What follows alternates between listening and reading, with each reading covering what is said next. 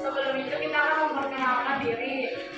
Saya Syakir. Saya Hafiz. Saya Aisyah. Saya Suka. Saya Media. Siklus air atau siklus hidrologi adalah siklus sirkulasi air yang tidak pernah berhenti dari atmosfer ke bumi dan kembali ke atmosfer melalui proses kondensasi, presipitasi, evaporasi, dan transpirasi. 1. Hidrologi merupakan bidang ilmu yang berkaitan dengan siklus air, berkaitan dengan asal, distribusi, dan sifat air. Dalam konteks yang luas, ilmu meteorologi dan oseanografi menggambarkan bagian dari rangkaian proses fisik global yang melibatkan air. Hingga ilmu hidrologi berkaitan erat dengan teknik-teknik ilmiah yang bersumber dari matematika, fisika, kimia, teknik, biologi, dan biologi. Konsep-konsep dasar yang diterapkan dalam ilmu yaitu ilmu meteorologi, klimatologi, oseanografi, geografi, geologi, glasiologi, klimatologi, ekologi, biologi, agronomi, kehutanan, dan beberapa ilmu lain yang berspesialisasi pada aspek-aspek fisik, kimia, dan biologi. Hukum air dan siklus hidrologi merupakan penggerakan molekul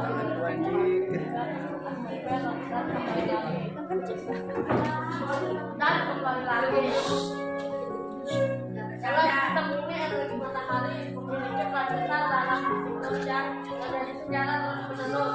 Pada saat terjadi penguapan yaitu ketika air berubah dari cair menjadi gas, dari samudra, lautan, dan badan air lainnya. Sekitar 90% kelembapan terbentuk di atmosfer. 10% sisanya terbentuk oleh tumbuhan dalam bentuk transpirasi. Tumbuhan menyerap air dari dalam tanah kemudian memanfaatkannya dalam proses fotosintesis. Kemudian melakukan transpirasi.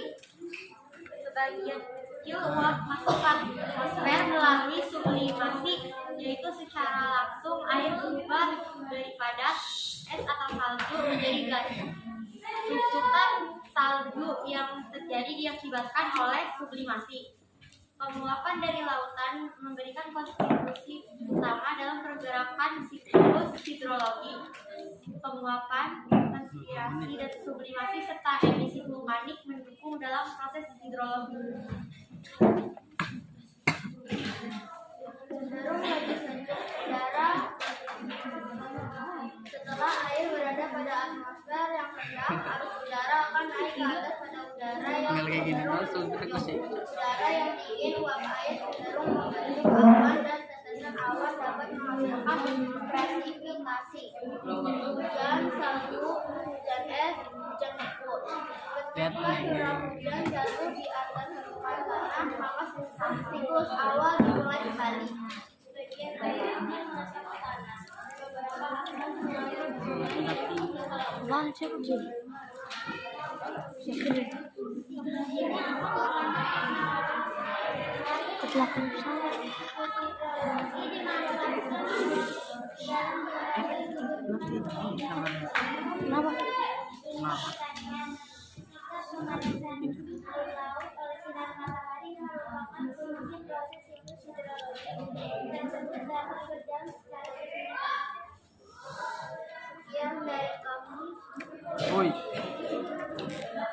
Sekian dari kita, kurang lebihnya mohon maaf. Wassalamualaikum warahmatullahi wabarakatuh.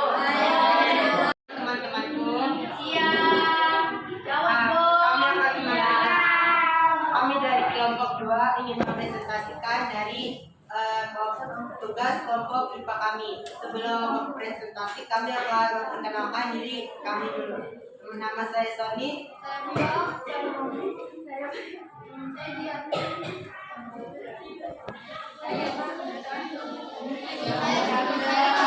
Hidrologi adalah sirkulasi air yang tidak pernah berhenti dari atmosfer melalui proses kondensasi, presipitasi, evaporasi, dan transpirasi. Hidrologi merupakan bidang ilmu yang berkaitan dengan siklus air, berkaitan dengan asal, distribusi, dan sifat air. 2. siklus panjang terjadi karena proses evaporasi dan kondensasi air lalu yang membentuk awan. Kemudian awan terbawa angin ke tempat lebih tinggi di daratan. Bentukan awan tadi berkumpul dengan uap air hasil evaporasi dalam sungai dan transpirasi hubungan. Ketinggian cepat mempengaruhi uap air menyentuh lapisan udara dingin hingga berubah menjadi salju dan terjadilah hujan salju di musim dingin. Hal ini juga membentuk volkahan es pada pegunungan tinggi. Berkat adanya gaya gravitasi, volkahan es di gunung akan turun ke tempat lebih rendah yang dikenal dengan fenomena geyser. Jika geyser terkena suhu tinggi, maka akan mencair dan mengalir melalui perairan darat lalu kembali ke arah laut. Tiga, siklus sedang. Pada siklus sedang terjadi saat air laut menguap. Namun uap air terbawa angin ke daratan dan di ketinggian tertentu. Uap akan mengalami proses kondensasi menjadi awan dan muncul hujan yang jatuh di daratan. Air hujan akan merasuk ke dalam tanah. Ada yang bisa pertumbuhan atau terbawa aliran air ke permukaan seperti sungai dan laut. Kemudian air akan melewati berbagai macam saluran yang menyebabkannya kembali ke laut. Empat, siklus pendek. Siklus air yang diawali dari evaporasi air laut ke atmosfer.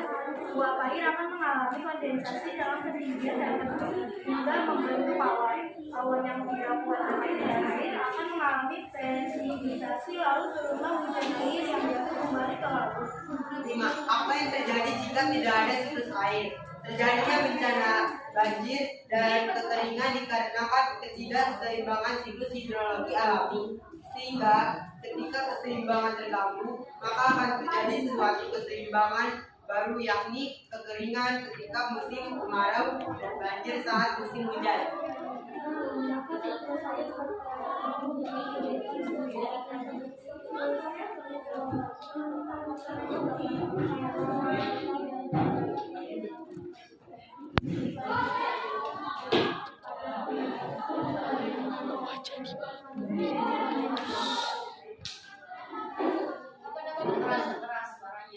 Apa dampak terjadinya siklus air? Salah satu manfaatnya adanya siklus air adalah sebagai unsur atmosfer. Atmosfer adalah lapisan yang diberi masuk ke hewan dan tumbuhan. Dengan adanya hujan, air akan mengondisikan kadar udara di asap. Ada yang ingin bertanya? Apa yang akan terjadi jika tidak ada siklus air? Terjadinya bencana banjir dan kekeringan dikarenakan ketidakseimbangan siklus hidrologi alami. Sehingga ketika keseimbangan terganggu, maka akan terjadi suatu keseimbangan baru, yakni kekeringan ketika musim kemarau dan banjir saat musim hujan. Itu jawabannya ya, Hafiz. Ada lagi yang tanya? Enggak, kalau enggak ada yang tanya, sekian dari kami. Sekian dari kami. Maaf apabila ada kesalahan. Apa jika ada masalah kalimat nanti enak hati? Apa sih? Kalau ya,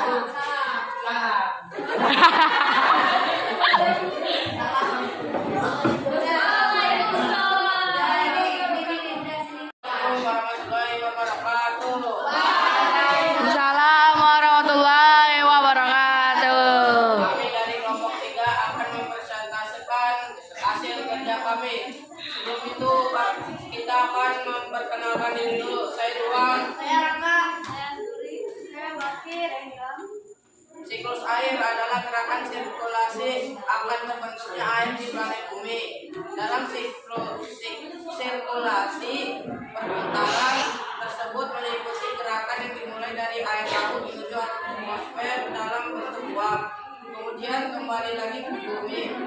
Keberadaan siklus air ini pertama kalinya digambarkan oleh Bernard Menasci pada tahun 1540. Kala itu beliau mengatakan air yang menguap dari laut membentuk awan. Kemudian awan bergerak ke daratan, lalu turunlah hujan. Hujan tersebut nantinya akan mengalir lagi ke dan kembali menguap. Sebelum keberadaan siklus air ini dibahas oleh Menasci, pada abad ke-19 juga terdapat teori Aristoteles yang menetapkan bahwa air menguap dari tanah. lalu berkondensasi di dalam gua besar yang ada di pegunungan. Kemudian gua tersebut membentuk sebuah danau sehingga memunculkan sebuah mata air. Nah, setelah adanya perkembangan zaman sekaligus ilmu pengetahuan, maka dapat diketahui bahwa siklus atau perputaran air itu mempunyai beberapa tahapan. Siklus air yang ada di bumi ini memiliki beberapa tahapan yang mana setiap tahapannya tidak boleh terlewat. Jika hal tersebut terjadi, maka air tidak dapat terbentuk dan kembali lagi ke bumi. Nah, berikut adalah proses siklus air. 1. Penguapan atau evaporasi. Dalam bentuk penguapan ini terjadilah perubahan air dari bentuk yang awalnya cair menjadi bentuk gas. Ketika matahari memancarkan panasnya menuju bumi, keberadaan air yang ada di sungai, danau maupun lautan pasti akan menguap menjadi bentuk gas. Molekul-molekul gas tersebut akan menguap sehingga naik menuju atmosfer melalui udara. Kondensasi adalah suatu proses yang mengubah air dari bentuk gas menjadi bentuk cair. Ketika uap air naik menuju atmosfer, uap air tersebut menjadi lebih dingin dan mengalami perubahan bentuk kembali menjadi tetesan air kecil. Hal tersebut terjadi ketika uap air telah membentuk awan. Sudah air hujan. Ketika uap air telah membentuk awan, apabila terkena angin, pasti awan tersebut akan terseret mengikuti arus angin. Maka terdapat begitu banyak air yang mengembun hingga udara tidak dapat menjemput geraknya. Maka air yang ada di awan tersebut menjatuh karena di dalam bentuk hujan. Namun tidak semua air di awan tersebut akan jatuh dalam bentuk hujan. Sebab tergantung pada suhu udara di wilayah yang bersangkutan.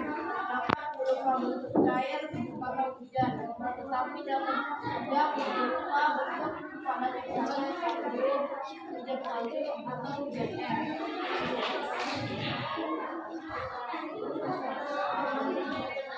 Infiltrasi ini adalah ketika air dari awan jatuh Ya udah gantian ke. jatuh di tanah dan melepaskannya dalam air tersebut kemudian berkumpul di bawah tanah. Pertama di lapisan batuan, pasir atau bumi yang dapat menampakkan nilai akhir alias air tanah.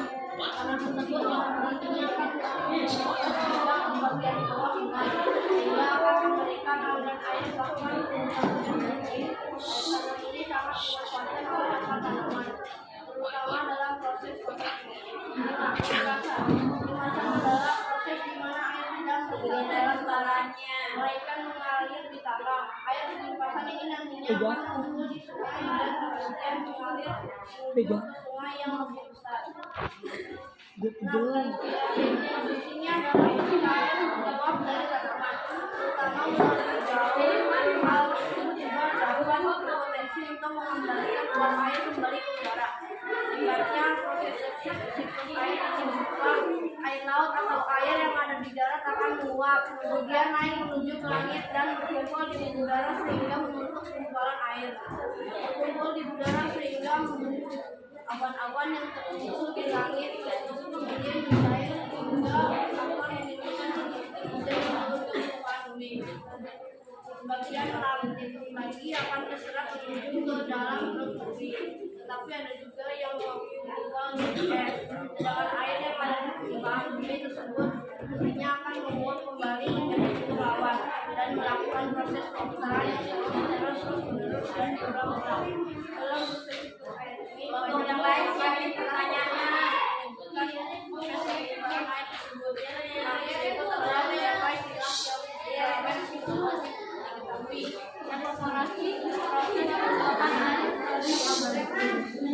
dari lautan atau perairan darat dapat berupa sungai dan danau. Transpirasi proses penguapan air dari makhluk hidup yakni tanaman melalui daun. Kondensasi proses perubahan uap air menjadi bentuk awan.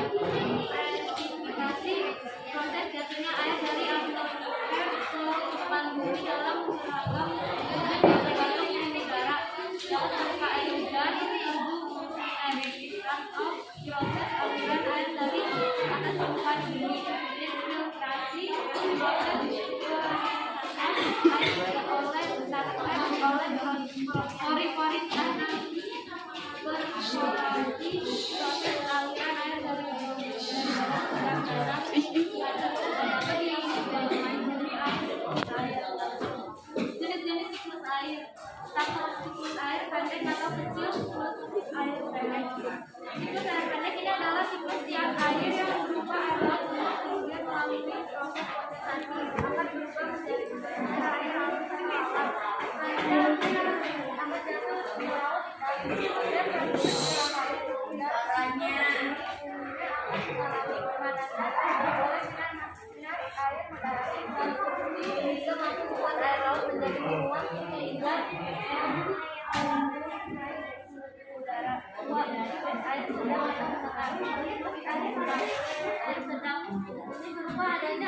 uap air yang berasal dari lautan lalu ditiup oleh alat sehingga bergerak sehingga ke atas daratan.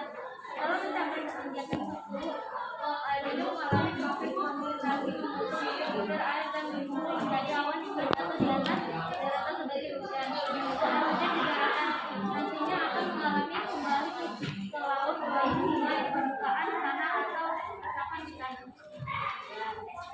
3. Siklus air panjang dan oksigen. Dalam siklus panjang ini berupa adanya uap air yang berasal dari laut. Setelah sampai di atas daratan, air berbawah dingin akan bergabung dengan oksigen air lainnya. Uap air hasil gabungan tersebut tidak hanya melalui proses kondensasi tapi juga membentuk bentuk awan yang terdiri dari atas kristal. Kristal es ini akan turun menuju ke daratan dan kemudian bawah air dan mengalir kemudian akan kembali lagi menjadi penggunaan air bagi makhluk hidup. Penggunaan air dan teknologi ini tentu saja lakukan bagaimana ya bukan pengetahuan adanya air hal ini dapat masuk ini air beberapa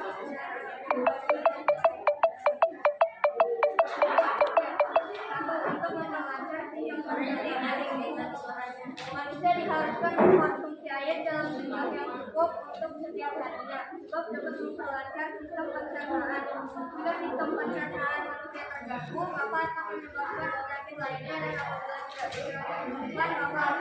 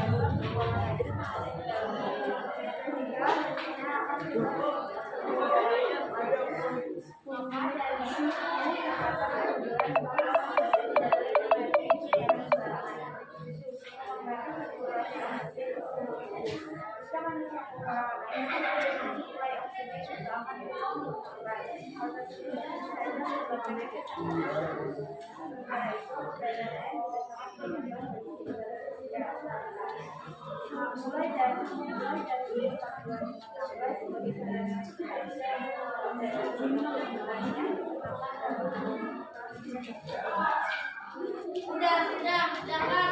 Aduh, sampai yang bertanya udah kebanyakan materinya buruan. Adakah yang mau bertanya? Tidak.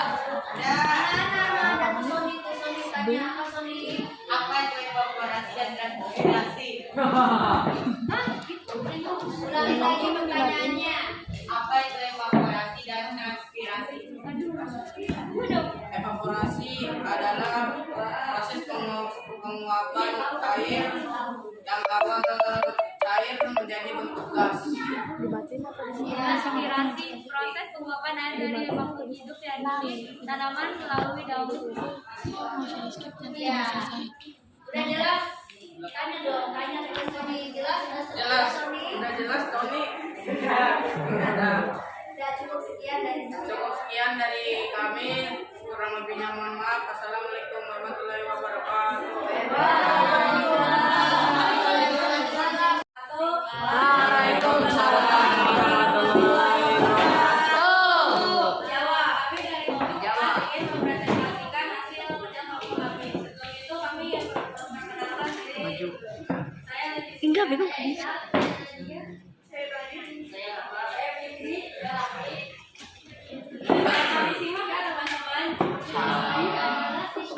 Yain aja sih.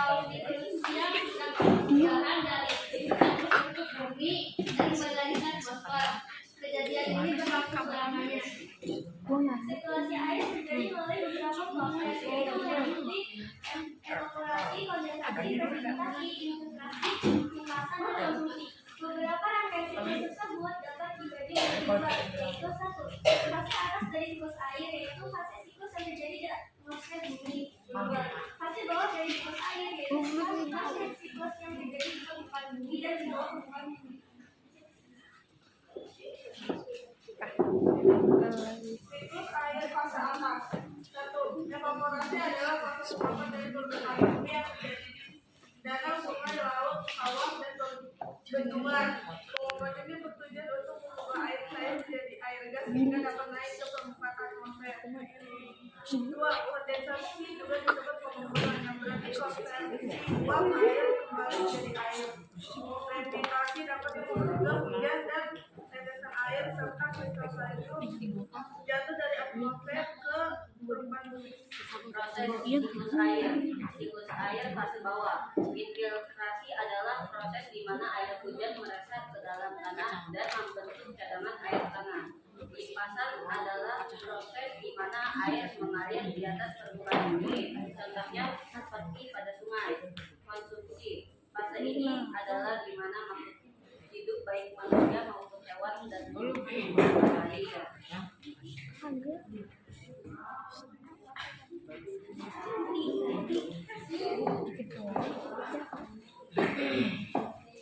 Siklus hidrologi air bermanfaat untuk menjaga ketersediaan air bersih yang jumlahnya terbatas. Kebanyakan air di bumi adalah air garam yang tidak bisa diminum. Siklus air mendaur ulang air secara alami sehingga air bersih tetap tersedia di bumi.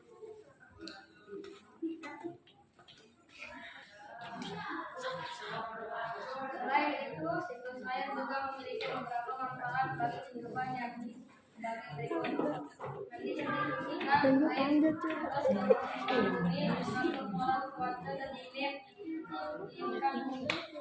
Faktor yang mempengaruhi siklus air di bumi. Air, sinar matahari, dan angin merupakan faktor yang mempengaruhi debit air di bumi. Selain itu, terdapat faktor lain yang dapat mempengaruhi siklus air, yakni kegiatan manusia.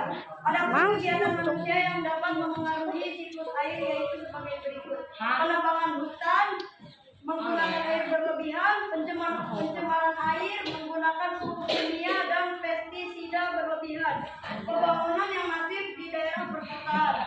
Sekian. Ya. Bertanya? Tidak. Sobri ada nggak Sobri? Tumben yang nanya. Ada yang mau bertanya nggak?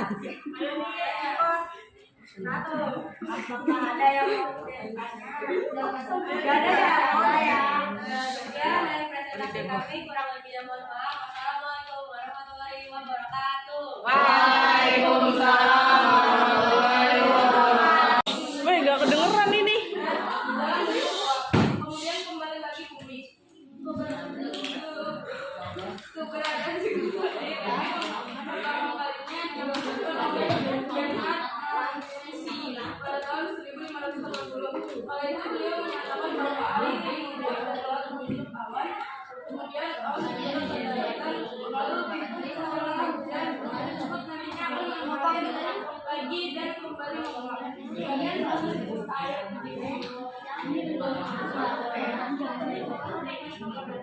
Itu nggak kedengeran, nggak kedengeran.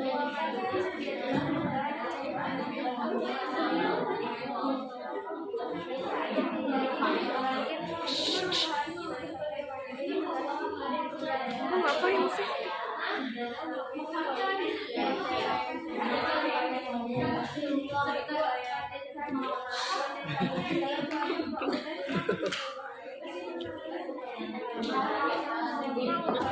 Yuk aja.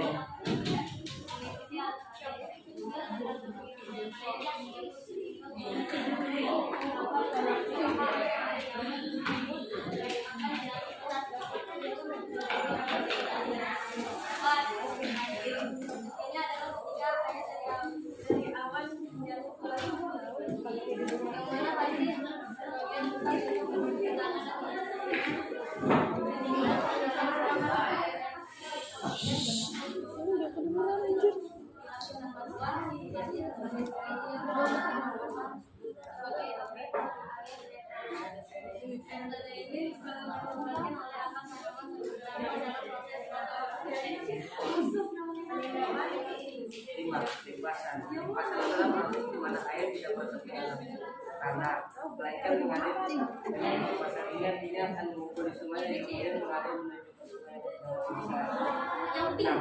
Transpirasi proses ini adalah air yang dari tanaman ke dalam juga mendapat potensi untuk